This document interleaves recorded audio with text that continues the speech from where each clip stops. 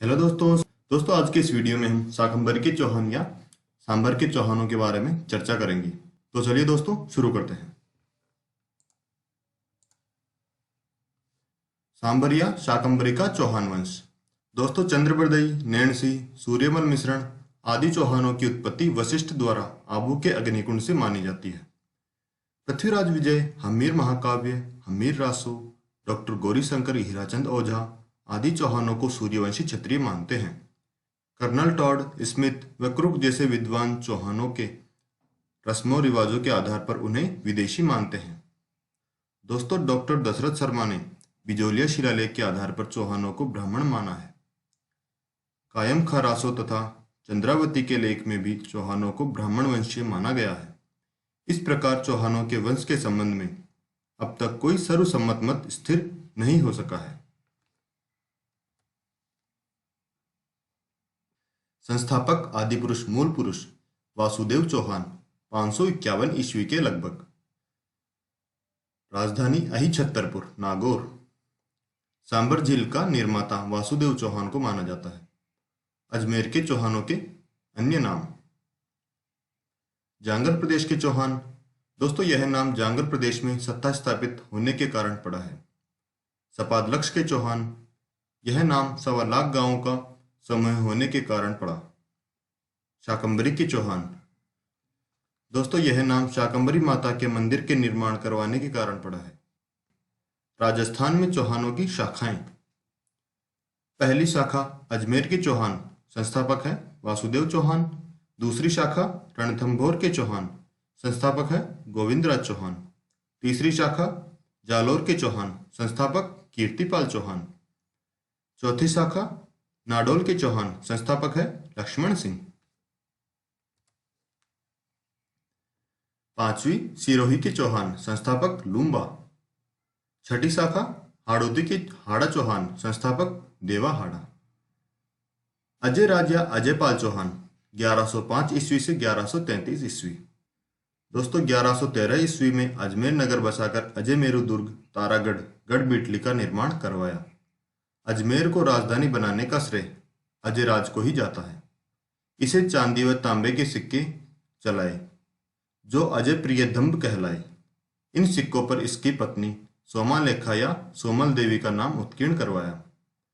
अजय राज ने श्वेतांबर व दिगंबरों के धार्मिक आयोजन की बैठकों की अध्यक्षता की। पार्श्वनाथ मंदिर में अजय राज ने सोने का कलश, स्वर्ण कलश का दान दिया।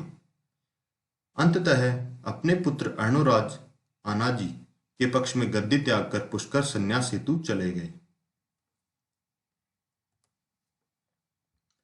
विग्रहराज चतुर्थ या बीसल देव। इनका शासनकाल 1158 ईस्वी से 1163 ईस्वी तक रहता है। दोस्तों इनके काल को चौहानों का स्वर्ण काल कहा जाता है। विग्रहराज चतुर्थ के द्वारा दिल्ली के तोमर राजपूतों को परास्त कर उन्हें अपना सामंत बनाकर दिल्ली को चौहान साम्राज्य की राजधानी बनाया। विग्रहराज चौहान वंश का एक ऐसा शासक था जिसने हिमालय से लेकर विंध्याचल तक कर वसूल किया।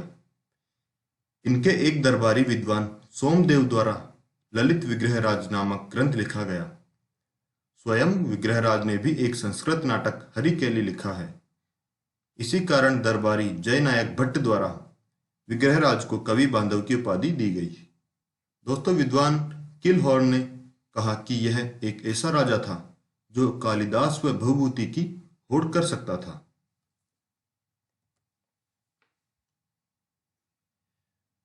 विग्रहराज ने अजमेर में एक संस्कृत पाठशाला सरस्वती कंठाभरण का निर्माण करवाया, जिसे कुतुबुद्दीन ऐबक ने तुड़वाकर 2.5 दिन का झोपड़ा नामक मस्जिद बनवाई। यह राजस्थान की प्रथम मस्जिद के नाम से भी जानी जाती है। विग्रहराज के दूसरे दरबारी कवि नरपत नाल्हा ने बीसल देव रासो नामक ग्रंथ लिखा है। यह ग्रंथ विग्रहराज व उसकी रानी राजमती के संदर्भ में लिखा गया। विग्रहराज ने बीसलपुर नगर बसाकर बीसल सागर तालाब का निर्माण करवाया। इस कारण यह बीसल देव के नाम से भी प्रसिद्ध है। पृथ्वीराज चौहान तृतीय 1177 ईस्वी से 1192 ईस्वी। शाकंभरी के चौहान शासकों में सबसे प्रसिद्ध पृथ्वीराज तृतीय 11 वर्ष की उम्र में शासक बना। 1182 ईस्वी में इसने सतलज प्रदेश के बड़ानकों को परास्त किया। पृथ्वीराज चौहान का जन्म 1166 ईस्वी में अनहिल पाटन, गुजरात में हुआ। इनकी पत्नी का नाम संयोगिता प्लस 4 अन्य पत्नियां थीं। पुत्र गोविंदराज चौहान रणथंभौर के चौहान वंश का संस्थापक हुआ। दोस्तों, इनकी माता का नाम कपूरी देवी व पिता का नाम सोमेश्वर चौहान था। पृथ्वीराज चौहान की माता कर्पूरी देवी दिल्ली के शासक अनंगपाल चौहान की पुत्री थी। दोस्तों, इन्हें राज्य की संरक्षिका भी कहा जाता है। इनकी उपाधियां दलपुंगल, विश्व विजेता, राय पिथौरा, दिल्ली में पिथौरागढ़ के निर्माण के कारण। जानकारी के स्रोतों में पृथ्वीराज रासो चंद्रबरदई द्वारा लिखित, पृथ्वीराज विजय जयनायक भट्ट द्वारा लिखित, तबकात नासिरी मिनहाज उल सिराज, ताज उल मासिर हसन निजामी। पृथ्वीराज की आंतरिक विजय।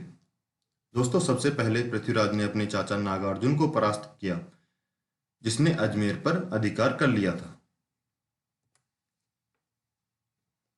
1182 ईस्वी में भड़ानक जनजाति का दमन किया, जो उत्तरी सीमा क्षेत्र से लूटपाट करती थी। वह तबर हिंद बटिंडा पंजाब को अपनी उत्तरी सीमा बताया।